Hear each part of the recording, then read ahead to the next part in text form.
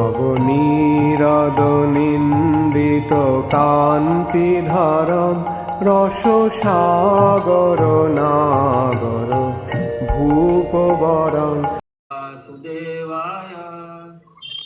ओम नमो भगवते वासुदेवाय। ओम नमो भगवते वासुदेवाय। ओम नमो भगवते वासुदेवाय। नारायणं नमस्कृत्यं नरं चैव नरोत्तमं देवीं सरस्वतीं व्यासं ततो जयामुदीरये। नष्टप्रायेषु भद्रेषु नित्यं भागवत सेवया भगवते उत्तम श्लोके भक्तिर्भवति नैष्ठिकी। कृष्णाय वासुदेवाय देवकी नंदनाय च नंद गोपकुमाराय गोविन्दाय नमो नमः। मूकं करोति वाचालं पङ्गुं लङ्घायते गिरिं यत्कृपातमहं वन्दे श्रीगुरुदीनतारिणं। श्रीचैतन्येश्वरं परमानन्दमाधवं। हरि ओं तत्सत्।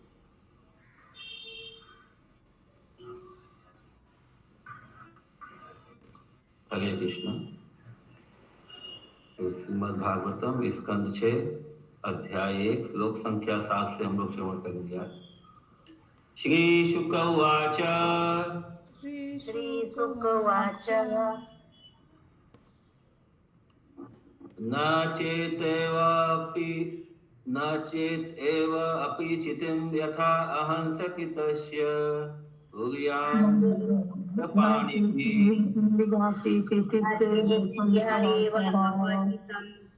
यथा अंशः कृतस्य क्रियात्मनः माता जी, रोहिणी माता जी, आप कौन सा श्लोक पढ़ रहे हैं? स्कंद 6 का 7 नंबर श्लोक का पढ़ूंगी। हाँ, यह तो आप आगे पढ़ लिए लगता है। ध्रुवं शवै प्रेत्य नरकानुपेति ये कीर्तिता में भवतस्ति मज्ञा मायातना।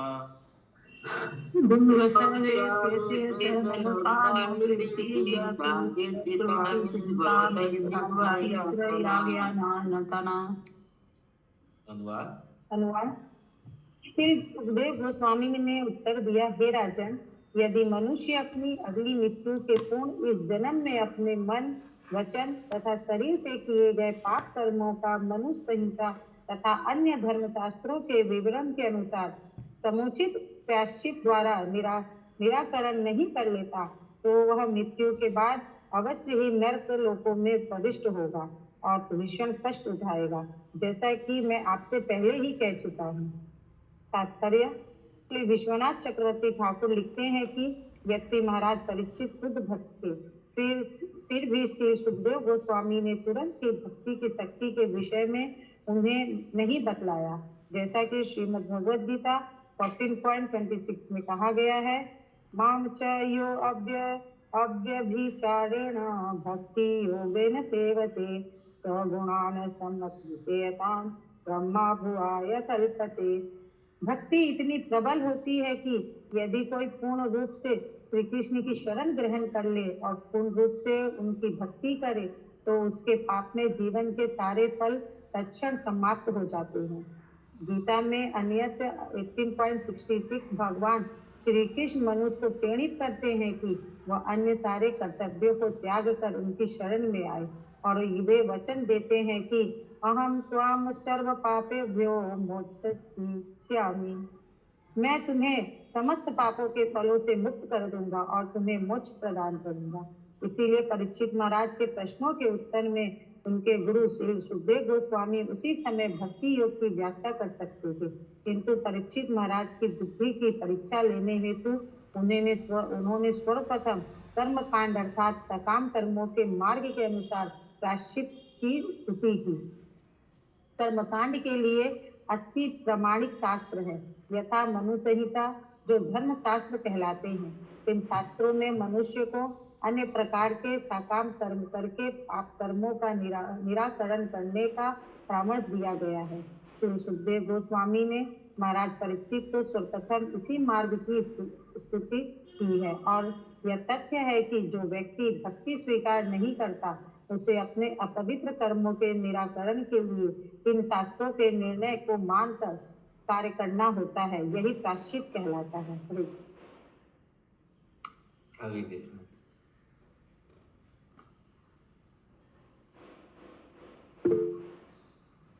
यस मुकुंद पान प्रभु जी, अरे बोल मुकुंद पान प्रभु बोलिए।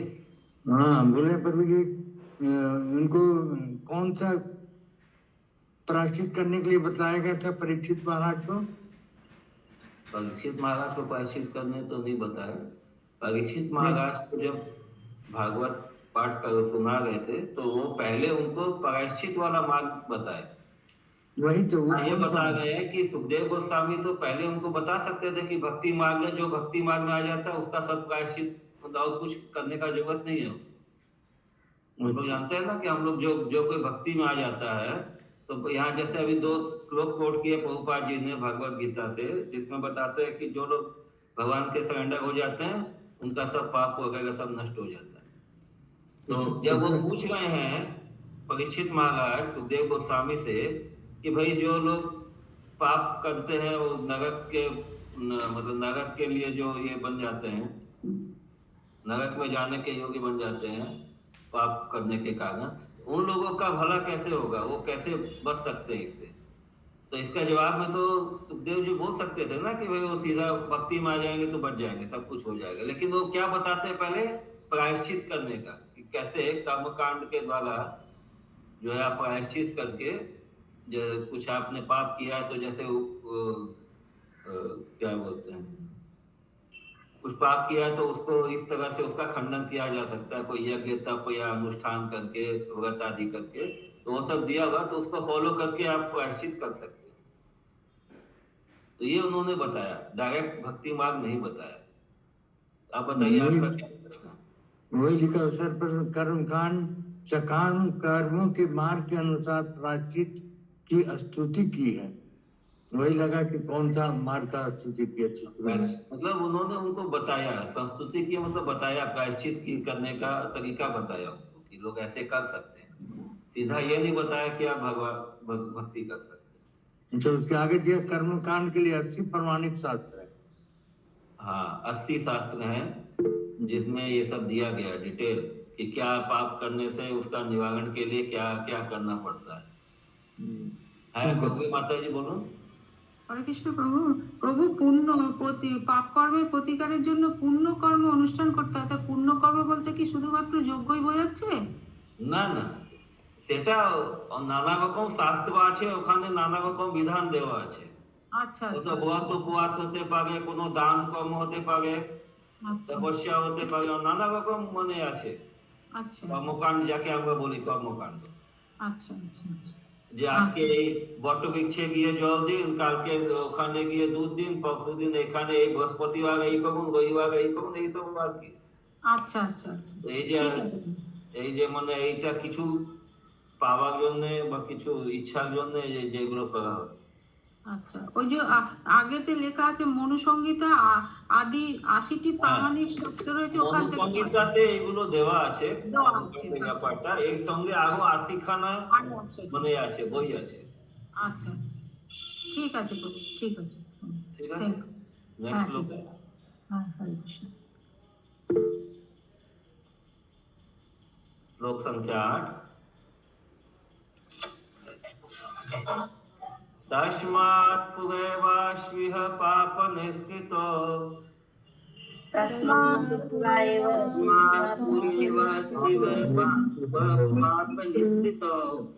जते तमृत्यो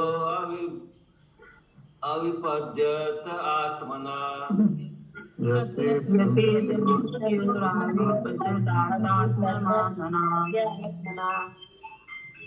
दोषस्य दृष्ट्वा गुरुलाघवं यथा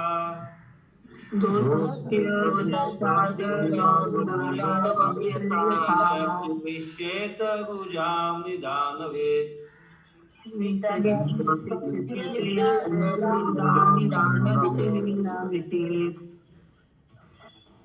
अनुवाद।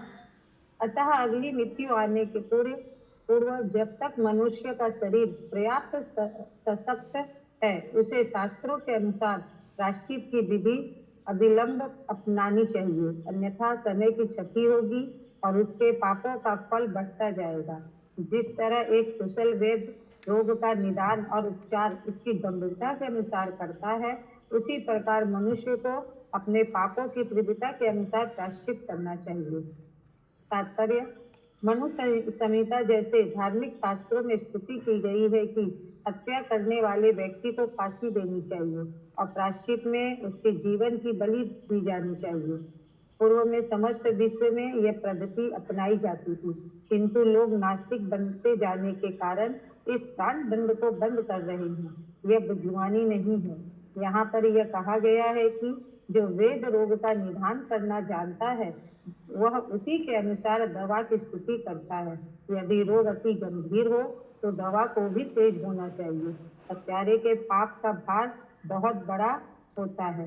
अतएव मनु संहिता के अनुसार हत्यारे का वध कर दिया जाना चाहिए।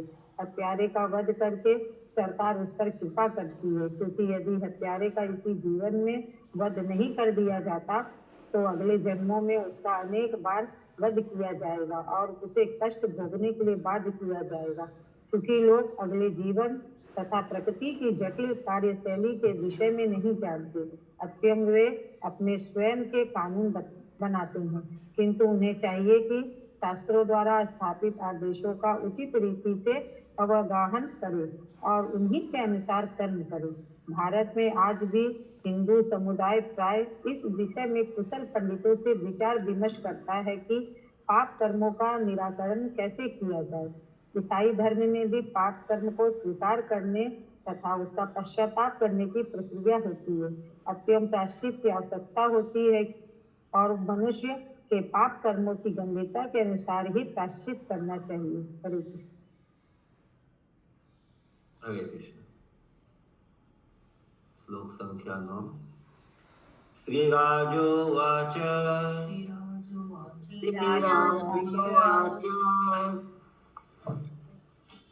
दृष्टा श्रुताभ्यां यत् पापम्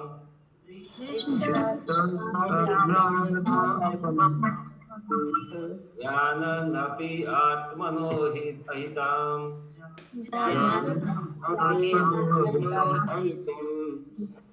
करोति भूयो विवश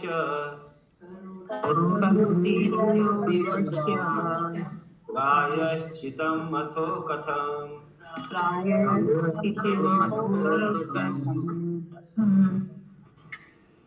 अनुवाद।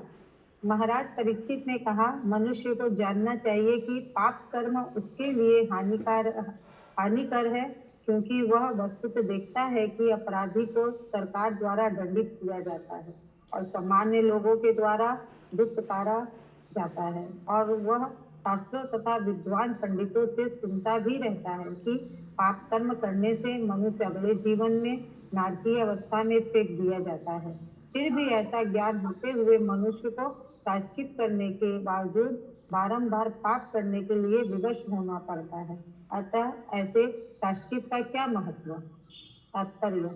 कुछ धार्मिक ग्रंथों में पापी व्यक्ति अपने पाप कर्मों को स्वीकारने तथा जुर्माना देने के लिए पादरी के पास जाता है, किंतु उसके बाद वह पुनः वही पाप करता है और उसे स्वीकारने के लिए पुनः आता है। यह पेशेवर पापी की आदत है। परीक्षित महाराज के कहने से ज्ञात होता है कि 5000 वर्ष पूर्व भी अपराधियों में अपने अपराधों के लिए प्रायश्चित करने और पुनः उन्हीं अपराधों को करने की प्रवृत्ति थी, मानो उनसे यह कराया जा रहा रहे। इसलिए अपने व्यवहारिक अनुभव के फलस्वरूप परीक्षित महाराज ने देखा कि बारंबार पाप करने तथा प्रायश्चित करने की विधि व्यर्थ है।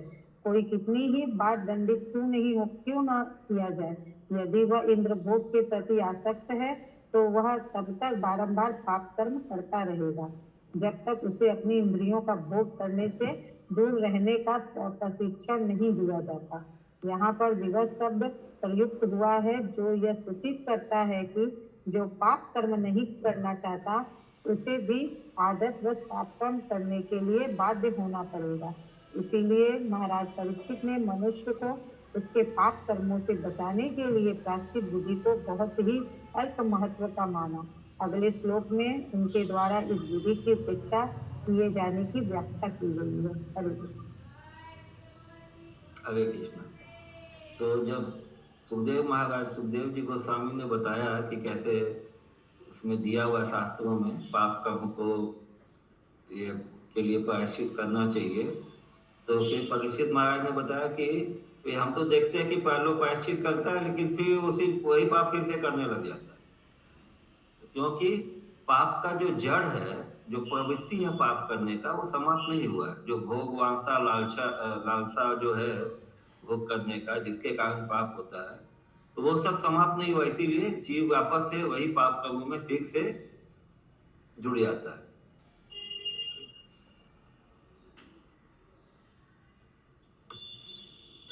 मतलब वो जो सजेशन दिया था श्री सुखदेव गोस्वामी ने कि प्रायश्चित करना चाहिए, तो उसको रिजेक्ट कर दें राजा परीक्षित। ये तो इतना लाभदायक नहीं है, इससे ज्यादा लाभदायक का क्या चीज है। तो श्लोक संख्या 10, क्वचित निवर्तते अभद्रात् क्वचित् निवर्तते क्वचित् चरति ततः पुनः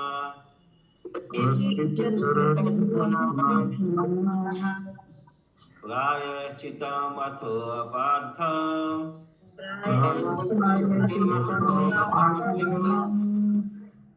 मान्ये कुंजरा शौचवत्।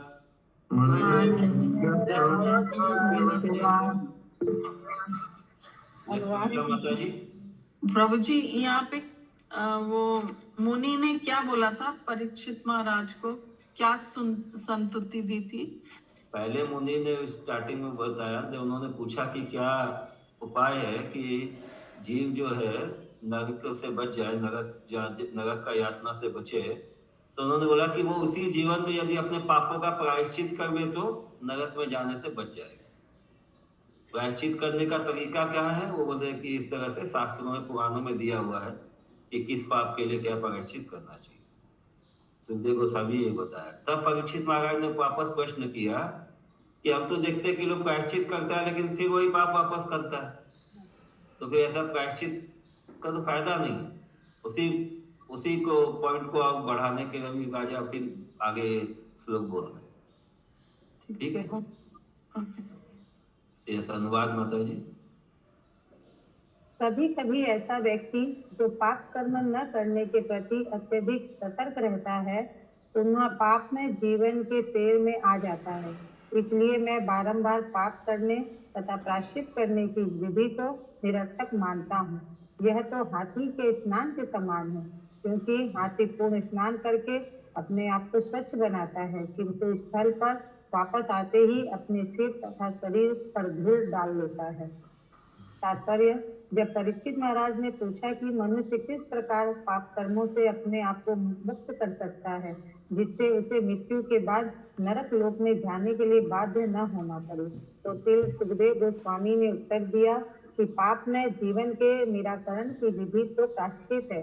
इस प्रकार से श्री सुखदेव गोस्वामी ने महाराज परीक्षित की बुद्धि की परीक्षा ली और महाराज परीक्षित इस विधि को प्रामाणिक मानने से इनकार करके उस परीक्षा में उत्तीर्ण हुए।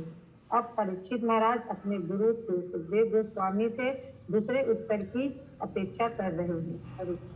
हरे कृष्ण। समझ में आया सबको? श्लोक संख्या 11। श्री बादरायणी उवाच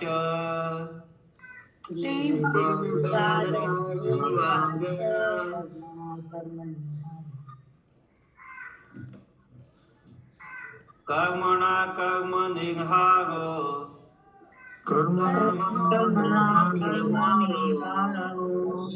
नायत्यान्ति करिष्यते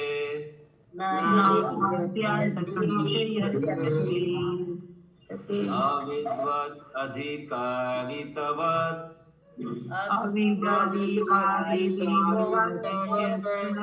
प्रायश्चितं विमर्शनम्। प्रायश्चर्यि मम शरणम्। अनुवाद। वेद व्यास पुत्र श्री सुखदेव गोस्वामी ने उत्तर दिया, हे राजन, क्योंकि अपवित्र कर्मों को निष्प्रभावित करने के उद्देश्य से किए जाने वाले कर्म भी साकर्म होते हैं, अतएव वे मनुष्य को हरे कृष्ण साकाम माता जी। कर्म कर सकाम सकाम सकाम सकाम का मतलब साकाम कुछ इच्छा से किए गए कर्म। तो जो पापों का प्रायश्चित करने के लिए भी जो कर्म करना पड़ेगा, जो कांड करना पड़ेगा, तो उसका भी तो एक, वो भी तो निष्काम नहीं है, वो भी सकाम है, क्योंकि उसका भी एक पर्सनल एजेंडा है, स्वार्थ पूर्ति का उद्देश्य है। अत्यंत वे मनुष्य को सकाम कर्म करने की प्रवृत्ति से छुटकारा नहीं दिला सकते। जो व्यक्ति अपने आप को प्रायश्चित के विधि विधानों के अधीन बना लेते हैं, वे तनिक भी बुद्धिमान नहीं है, अपितु वे सभी अंधकार में होते हैं। जब तक मनुष्य तमोगुण से मुक्त नहीं हो जाता, तब तक एक कर्म का दूसरे से निराकरण करने का प्रयास करना निरर्थक है, क्योंकि इससे मनुष्य की इच्छाओं का उन्मूलन नहीं होगा। इस प्रकार ऊपर से पवित्र लगने वाला व्यक्ति निसंदेह पाप में कर्म करने के लिए उन्मुख होगा।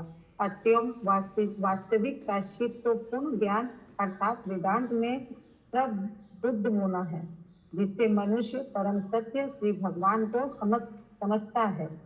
तात्पर्य। गुरु सुखदेव गोस्वामी ने परीक्षित महाराज की परीक्षा ले ली है, और ऐसा प्रतीत होता है कि राजा ने सकाम कर्म से युक्त प्रायश्चित विधि का खंडन करके परीक्षा की एक अवस्था उत्तीर्ण कर ली है।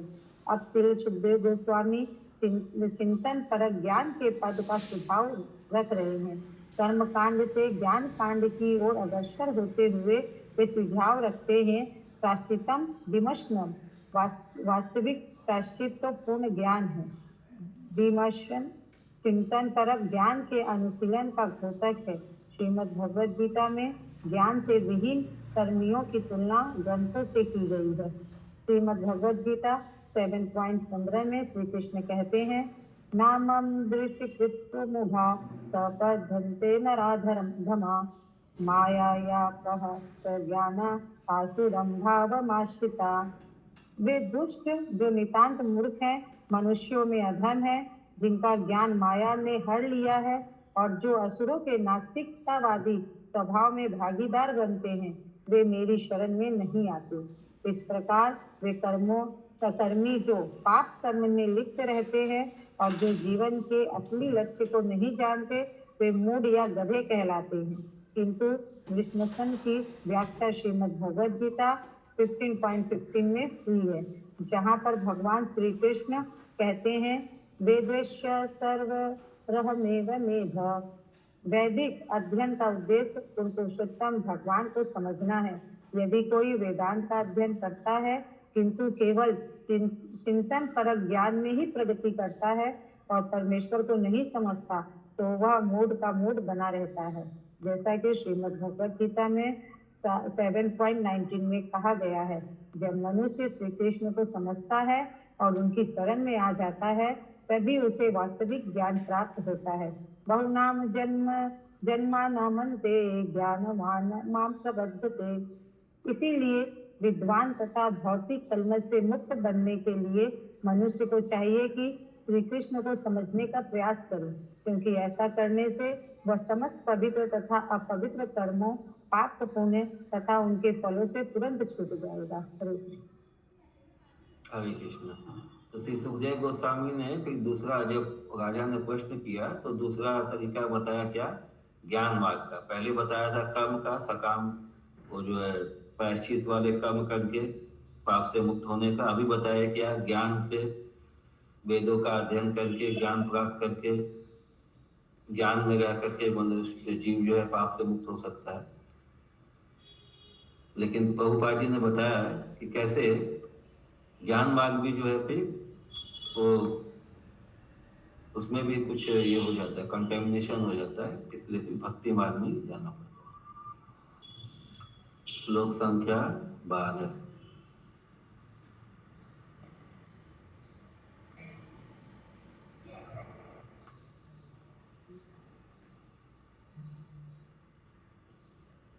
नाश्नत पथ्यम एव न न अश्यत्त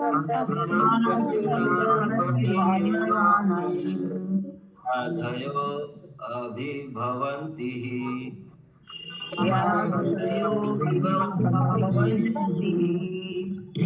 एवं नियमकृद राजन्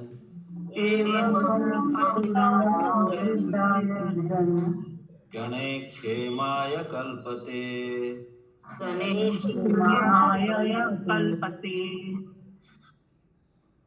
अनुवाद।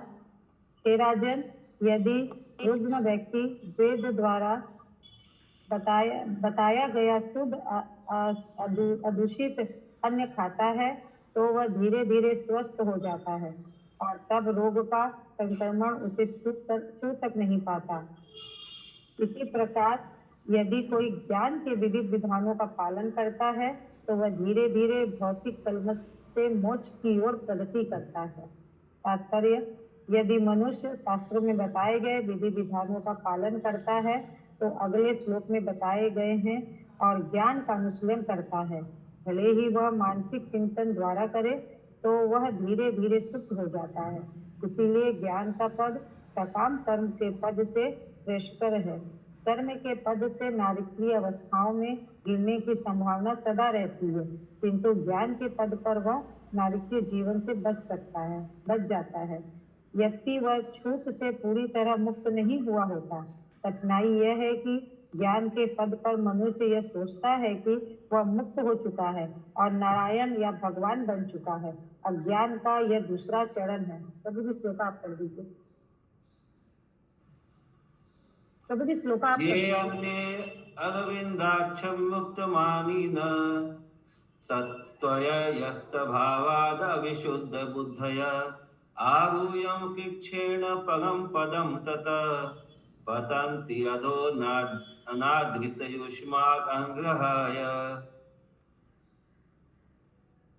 अज्ञानवश मनुष्य 10.2.32 अज्ञानवश मनुष्य अपने आप को भौतिक कलमश से मुक्त सोचता है, जबकि वास्तव में वह ऐसा होता नहीं।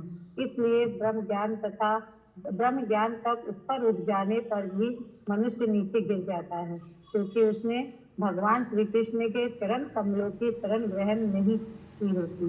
तो भी ज्ञानी जन कम से कम यह तो जानते हैं कि क्या पाप है और क्या पुण्य है, और वे शास्त्रों के आदेशों के अनुसार अति सतर्कता पूर्वक कर्म करते हैं। हरे कृष्ण। श्लोक संख्या 13 और 14 है। माता जी बोलो।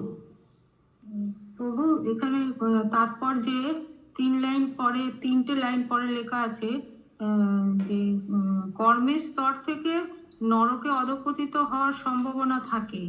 হ্যাঁ, মানে ওই যে কর্মকাণ্ড যেটা করার ফলে সেটা মানে নরকে যাওয়ার সম্ভাবনা থাকে, কিন্তু জ্ঞান মার্গে সেটা মুক্ত হয়ে যায়, এরকম ব্যাপার।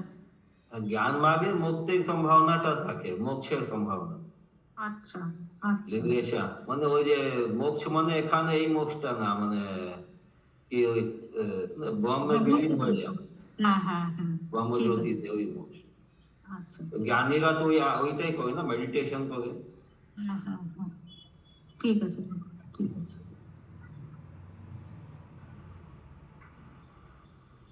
श्लोक संख्या 13 और 14। तपसा ब्रह्मचर्येण शमेन च दमेन च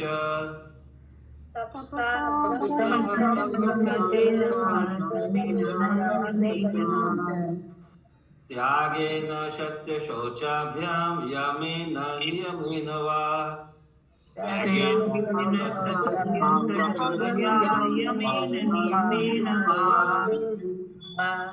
देहवाग् बुद्धिजां धीरा धर्मज्ञा श्रद्धयान्विता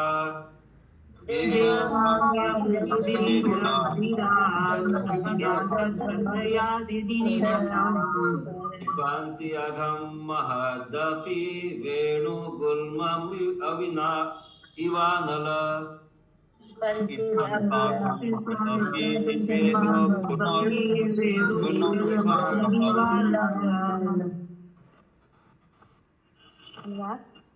मन को एकाग्र करने हेतु मनुष्य को ब्रह्मचर्य का जीवन बिताना चाहिए और अधपतित नहीं होना चाहिए। उसे इंद्रिय भोग को स्वेच्छा से त्यागने की तपस्या करनी चाहिए। तब उसे मन तथा इंद्रियों को वश में करना चाहिए। दान देना चाहिए, सत्यवर्ती, स्वच्छ तथा अहिंसक होना चाहिए, विधि विधानों का पालन करना चाहिए और नियमित भगवान नाम का कीर्तन करना चाहिए। इस प्रकार धार्मिक सिद्धांतों को जानने वाला धीर तथा श्रद्धावान व्यक्ति अपने शरीर, वचन तथा मन से किए गए सारे पापों से अस्थायी रूप से शुद्ध हो जाता है। यह पाप बांस के पेड़ के नीचे के लकड़ों की सूखी पत्तियों के समान है, जिन्हें अग्नि द्वारा जलाया जा सकता है या फिर उनकी जड़ें अवसर पाते ही फिर से उगने के लिए शेष बची रहती है। तात्पर्य: स्मृति शास्त्र में तपह की व्याख्या इस प्रकार हुई है। मन माता जी थोड़ा स्पीड कम, इंद्रिय माता जी थोड़ा सा स्पीड कम कर दें। ओके। तात्पर्य: स्मृति शास्त्र में तपह की व्याख्या इस प्रकार हुई है। मन से इंद्रियाणां च एकाग्र्यं परम तपः अवसरः। मनश्चेन्द्रियाणां च एकाग्र्यं परमं तपः। अवसर मन तथा इंद्रियों का पूर्ण नियंत्रण तथा एक ही प्रकार के कार्यों में उनकी पूर्ण एकाग्रता तपह कहलाती है। हमारा कृष्ण भावनामृत आंदोलन लोगों को यह शिक्षा देता है कि मन को भक्ति पर किस प्रकार एकाग्र करना चाहिए। यह उच्च कोटि का तपह है। ब्रह्मचर्य के 8 पक्ष होते हैं।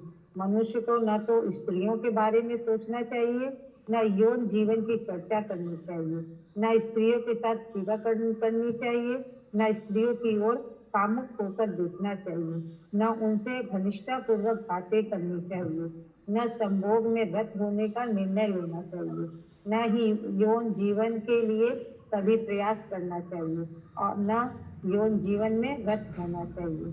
मनुष्य को स्त्रियों के बारे में सोचना भी नहीं चाहिए या उनकी ओर ताकना तक नहीं चाहिए। बातें करना तो दूर रहा। इसे ही उच्च कोटि का ब्रह्मचर्य कहते हैं। यदि कोई ब्रह्मचारी या सन्यासी एकांत स्थान पर में किसी स्त्री से बातें करता है तो स्वाभाविक है कि बिना किसी के जाने ही यौन जीवन की संभावना बनी रहती है। इसलिए पूर्ण ब्रह्मचारी इसके विपरीत अभ्यास करता है।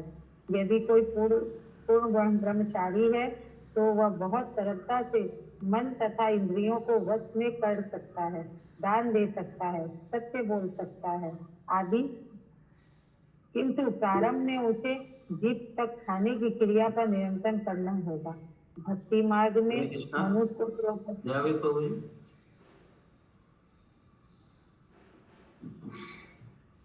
तो याद उठाएं। कंटिन्यू माता जी। भक्ति मार्ग में मनुष्य को सर्वप्रथम जीव को नियंत्रित करके दृढ़तापूर्वक विधि विधानों का पालन करना चाहिए। सेवान्मुखो ही जीवाधो स्वयं स्मृतः यदः। जीव को वश में किया जा सकता है यदि मनुष्य हरे कृष्ण महामंत्र का कीर्तन करे, भगवान श्री कृष्ण से संबंधित विषयों के अतिरिक्त अन्य किसी विषय पर न बोले तथा ऐसी किसी वस्तु का आस्वादन न करें जो श्री कृष्ण को अर्पित न की गई हो। यदि वह इस प्रकार जीव हरे कृष्णा, देखिए यहाँ जैसे प्रभुपाद जी ने बताया कि जीव को वश में किया जा सकता है कैसे, यदि हम लोग हरे कृष्ण महामंत्र का कीर्तन करें। तो ये हम लोगों का देखिए, आप लोग ध्यान देंगे तो बहुत सबको आपको अनुभव होगा। यह हम लोग जुड़ते हैं कृष्ण भावनामृत में, स्टार्टिंग में चैंटिंग करते हैं तो क्या बोला जाता है कि हाँ ठीक है, बस आप लोग खाली माला जप कीजिए और कुछ मत कीजिए। तब ये नहीं बोला जाता कि अभी ये खाना छोड़िए, वो मत कीजिए, ये मत कीजिए, ऐसा बोला नहीं जाता ना। स्टार्टिंग होता है जप कीजिए। तो वो जप करते करते जो क्या है कि जब हम लोग को ये पता चलता है कि हम लोग को ये नहीं करना, ये नहीं खाना, ये 4 नियम फॉलो करना, ये करना है, तो जो जप करने का जो ताकत है उससे हम लोगों को उसको दृढ़ता से उसको पालन करने में सहायता मिलता है। तो जितना देखिए साधना अच्छा होता है ना, उतना नियम पालन ऑटोमेटिकली इजीली हो जाता है ना। ऐसा अनुभव है आप लोगों का?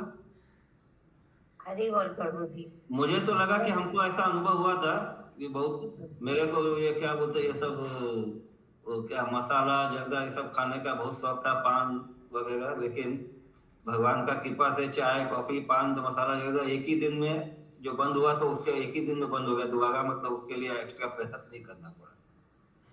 तो जब चालू होने से ये जो बहुत मतलब ऊपर ये जो लिखा है एकदम अनुभव करने योग्य बात है कि जब चालू करते ही आप लोग अपना ये नियंत्रण करने में सफल हो पाएंगे। ऐसा होने की बात बताएंगे माता जी। कृष्ण प्रभु जी, जब करने से ही एक बार बोलने से ही तुरंत उसको छोड़ दिया गया है, फिर दोबारा उसकी तरफ नहीं आकर्षित हुआ है। ये सब जप का ही प्रभाव है। तो इसलिए साधना बहुत मतलब ध्यान से स्ट्रॉन्ग रखना जरूरी है। इसमें हम लोगों का कोई प्रताप नहीं है कि हम लोग को बहुत मेडल मिलना चाहिए, हम लोग को अभिमान होना चाहिए कि हमने छोड़ दिया, हम लोग बहुत दृढ़व्रती है, हम लोग क्या बोलते हैं उसको, जो बोलते हैं वो करते हैं, ऐसा नहीं है। ये जप का प्रभाव है जिसके कारण हम लोग उसको कर पाए। यस, कंटिन्यू माता जी। भगवान श्री कृष्ण से संबंधित विषयों के अतिरिक्त अन्य किसी विषय पर न बोलें तथा ऐसी किसी वस्तु का स्वादन न करें जो श्री कृष्ण को अर्पित न की गई है। यदि वह इस प्रकार जीव को वश में कर सकता है तो ब्रह्मचर्य तथा अन्य शुद्ध करने वाली प्रक्रिया स्वतः ही पीछे पीछे चलेगी। अगले श्लोक में बतलाया जाएगा कि भक्ति का मार्ग परम पूर्ण है, अत्यंत यह कर्म मार्ग तथा ज्ञान मार्ग से श्रेष्ठतर है। वेदों में उदाहरण देते हुए श्री वीर राघव आचार्य बतलाते हैं कि जितनी पूर्णता से संभावित हो उपवास रखना तपस्या में सम्मिलित हो जाता है। तपस्याना चक्रेना। श्री रूप गोस्वामी ने भी अत्याहार अर्थात अधिक भोजन करने को आध्यात्मिक जीवन की प्रगति में बाधक बतलाया है। यही नहीं, श्रीमद् भगवद गीता 6.17 में भगवान श्री कृष्ण कहते हैं, प्रभु जी पढ़िए आप श्लोका। युक्ताहार विहारस्य युक्त चेष्टस्य कर्मसु युक्त स्वप्नावबोधस्य योगो भवति दुःखः। जो खाने, सोने, मनोरंजन तथा काम करने की आदतों में नियमित रहता है वह योगाभ्यास द्वारा समस्त भौतिक कलेशों को कम कर सकता है। श्लोक 14 में। हरे कृष्णा, एक मिनट। तो देखिए ये श्रीमद् भागवतम का श्लोक में तात्पर्य प्रभुपाद जी ने जो लिखा है कि ये क्या क्या एक्टिविटीज है जो खाने में, सोने में और मनोरंजन तथा काम की आदतों में नियमित रहता है। नियमित रहता है मतलब ये नहीं कि रेगुलर रहता है, नियमित रहता है मतलब कंट्रोल्ड रहता है, रिस्ट्रेंड रहता है। जो नियम पूर्वक मतलब जो शास्त्रों में जो विधि विधान दिया गया उनको मानते हुए इन सब कार्यों को करता है, वो भी एक तरह से योगाभ्यास है। वो योगाभ्यास द्वारा समस्त भौतिक क्लेशों को कम कर सकता है, वो तीन तापों से अपने आप को बचा सकता है। आगे बताइए। श्लोक 14 में विरह शब्द अत्यंत महत्वपूर्ण है। इसका अर्थ है जो सभी परिस्थितियों में अविचल रहते हैं। श्रीमद् भगवद गीता 2.14 में श्री कृष्ण अर्जुन को बताते हैं, सभी श्लोक मात्र स्पर्शास्तु कौन्तेय शीतोष्ण सुख दुःखदा अगमपायिनो नित्य अनित्यास्तां तितिक्षस्व भारत। हे कुंती पुत्र, सुख तथा दुख का क्षणिक उदय तथा काल कर्म में उनका अंतर ध्यान होना सर्दी तथा गर्मी की ऋतुओं के आने जाने के समान है। हे भरतवंशी, वे इंद्रिय बोध से उत्पन्न होते हैं और मनुष्य को चाहिए कि वह उनको विचलित हुए बिना सहन करना सीखे। भौतिक जीवन में अनेक उलझने आती हैं, आध्यात्मिक, आदि वैदैविक तथा आदि भौतिक। जिन व्यक्ति ने सभी परिस्थितियों में इन संकटों को सहन करना सीख लिया है वह धीर कहलाता है। हरे कृष्ण। हरे कृष्ण। हरे कृष्ण। हरे कृष्ण प्रभु, बौद्ध जीवने ওটা আধ্যাত্মিক না আধ্যাত্মিক হবে? ওই আধ্যাত্মিক। আচ্ছা, ঠিক আছে। आध्यात्मिक, आधिदैविक, आदि भौतिक, वही तीन का। हरे कृष्णा। श्रीमद् भागवतम महापुराण की जय श्रील प्रभुपाद जय जय।